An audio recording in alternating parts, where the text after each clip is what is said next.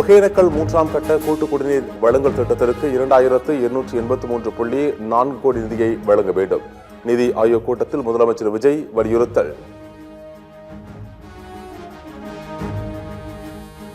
தமிழகம் முழுவதும் உள்ள அரசு பள்ளிகளில் விளையாட்டு பிரியர்களை தவறாமல் கண்டிப்பாக நடத்த வேண்டும்.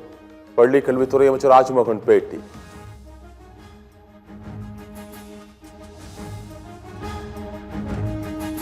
தமிழ்நாட்டில் இருக்கக்கூடிய எந்த பள்ளிக்கூடத்திலையும் எந்த காரணம் கொண்டும் பிடி பீரியட் கட் செய்யக்கூடாது கூடாது கூடாது என்பதை நான் கடுமையாக தெரிவித்துக் கொள்கிறேன். இது உத்தரவாகவே நீங்க எடுத்துக்கலாம்.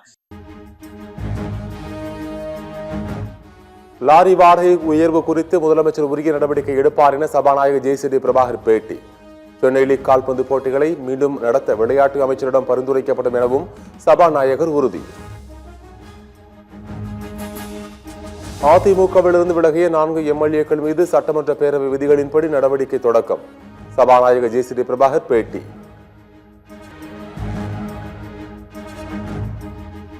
மத்திய அரசுக்கு எதிராக ஜூலை 1ஆம் தேதி முதல் பல கட்ட போராட்டங்களை நடத்த காங்கிரஸ் முடிவு செய்துள்ளது.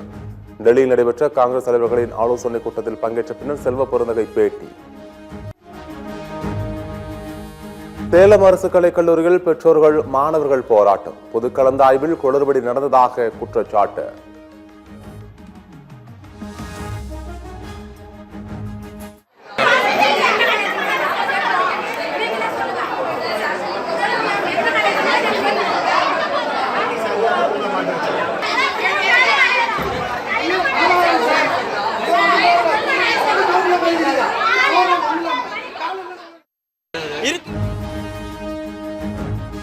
அதிகமாகிறவங்களுக்கு மட்டும்தான் கிடைக்கும். ஃபர்ஸ்ட் கவுன்சிலிங்லேயே ஃபில் ஆயிடுச்சு அப்படின்னு சொல்றாங்க. ஒரு ஸ்டாப்பு இருக்கும்பா, வெயிட் பண்ணுங்க, பொறுமையா கிடைக்கும், எடுத்துக்காங்க அப்படின்னு சொல்றாங்க. ஆனா கடைசி வரைக்கும் இப்போ வரைக்கும் வெயிட் பண்ணி இன்னும் எங்களுக்கு சீட்டு கிடைக்கல. சென்னையிலிருந்து மலேசியாவுக்கு விமானத்தில் கடத்த முயன்ற 5 கோடி மதிப்புடைய போதைப் பொருள் பறிமுதல். சூட்கேஸ் மற்றும் பைகளில் மறைத்து வைத்து கடத்த முயன்ற நீலகிரியைச் சேர்ந்த நபர் கைது.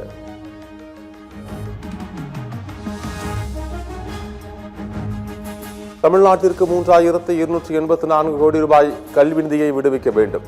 திருக்குறளை தேசிய நூலாக அறிவிக்க வேண்டும். கோவையில் எய்ம்ஸ் மருத்துவமனை அமைக்க வேண்டும் என்ற நிதி ஆயோக் கூட்டத்தில் முதலமைச்சர் விஜய் வலியுறுத்தல்.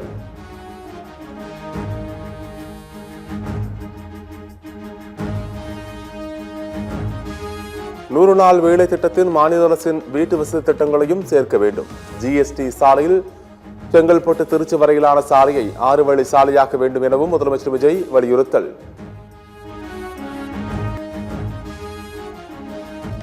நீட் தேர்வுக்கு பதிலாக 12ஆம் வகுப்பு மதிப்பெண் அடிப்படையில் மருத்துவ மாணவர் சேர்க்கை நடத்த வேண்டும். மத்திய அரசிடம் முதலமைச்சர் விஜய் வலியுறுத்தல்.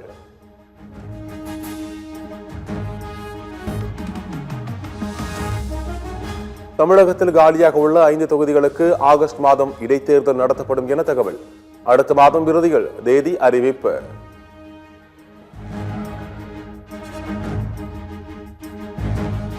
கூட்டணியில் யார் இருந்தாலும் இல்லாவிட்டாலும் திமுகவுக்கு கவலை இல்லை. தனித்து நின்றாலும் திமுகவுக்கு தனிப்பெரும் பலம் உள்ளது.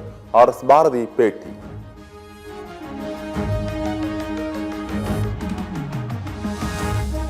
தமிழ்நாட்டில் அறிவிக்கப்படாத மின்தடையும் அதிகரித்துள்ளதாக அதிமுக பொதுச் செயலாளர் எடப்பாடி பழனிசாமி விமர்சனம். மின்தடை பற்றி பொதுமக்களிடம் கூறுவதற்கு காரணங்களை தேடி நேரத்தை செலவழிக்காமல் தடையில்லா மின்சாரம் வழங்க வேண்டும் எனவும் வலியுறுத்தல்.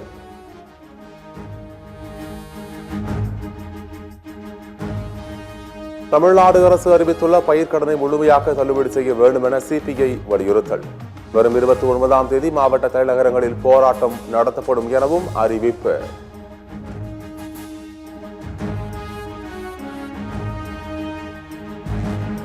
தமிழ்நாட்டில் இன்று 5 இடங்களில் சதமடித்த வெயில். அதிகபட்சமாக திருச்சியில் 101 டிகிரி ஃபாரன்ஹீட் வெப்பம் பதிவு.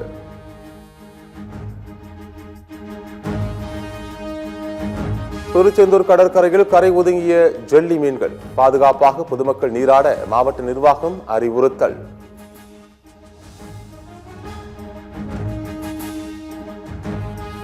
கோவை சூலூர் சிறுமி பாலியல் கொலை வழக்கு. கைது செய்யப்பட்ட 2 மீது காவல்துறை தரப்பில் 819 பக்கங்கள் கொண்ட குற்றப்பத்திரிகை நீதிமன்றத்தில் தாக்கல்.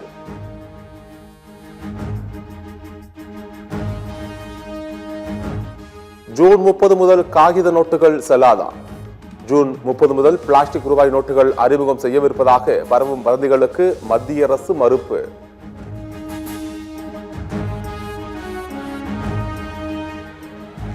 காங்கிரஸ் திரிணாமுல் காங்கிரஸ் கட்சி இணைவதாக வெளியாகும் செய்தி முற்றிலும் வதந்தி. காங்கிரஸ் பொதுச் செயலாளர் KC வேணுகோபால் விளக்கம். பறவைகள் மோதி என்ஜின் சேதமடைந்ததால் திருவனந்தபுரத்தில் விமானம் அவசரமாக தரையிறக்கம்.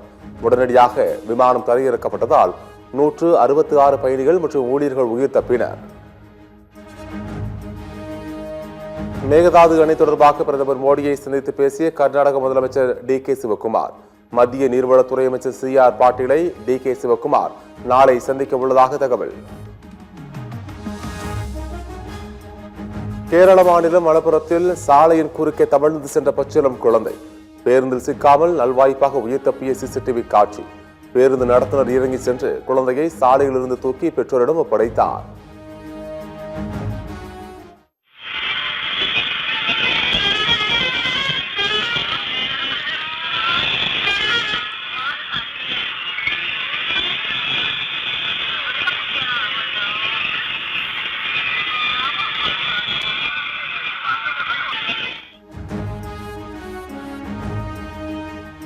கேரள மாநிலம் கொச்சிகள் டிப்பர் லாரி மேம்பாலத்தின் தடுப்பில் மோதி விபத்து.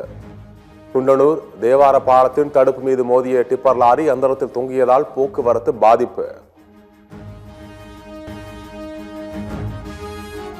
கர்நாடகத்தில் 4 பேர் மாநிலங்களவைக்கு தேர்வு.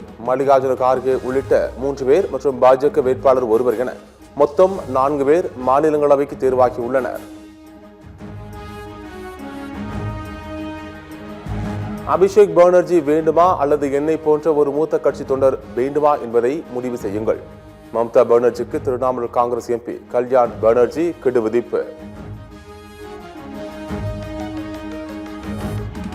ஈரான் மீது இன்று இரவு கடுமையான தாக்குதல் நடத்தப்படும்.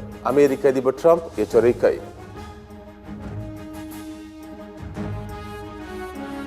விறுவிறுப்பாக நடைபெற்று வரும் ஆஸ்திரேலிய ஓபன் பேட்மிண்டன். இந்திய வீராங்கனை PV சிந்து காலிறுதிக்கு முன்னேற்றம்.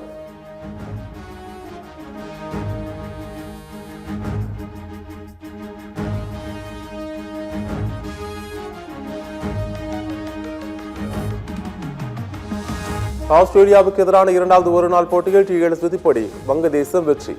3 போட்டிகளை கொண்ட தொடரையும் 2-0 என கைப்பற்றி அசத்தல்.